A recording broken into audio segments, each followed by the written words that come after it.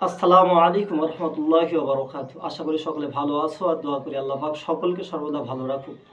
পবিত্র ঈদুল আদহার শুভেচ্ছা সকলকে জানাই।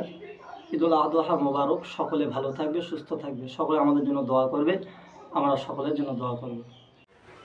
এমন কিছু মানুষ আছে যেসব মানুষগুলো যাদের সামনে খুব তারিফ করে, আবার সেই সব মানুষের পিছনেই গীবত করে।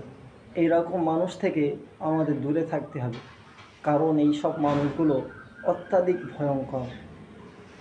ওই সব মানুষ থেকে দূরে থাকো যারা ভালোবাসার অভিমান করে বুকে ছুরি মারে, কারণ এদের প্রথমেই অভিনয় আর পরে কষ্ট দেওয়া নীতিকীতি, তাই এদের থেকে দূরে থাকাটাই ভালো।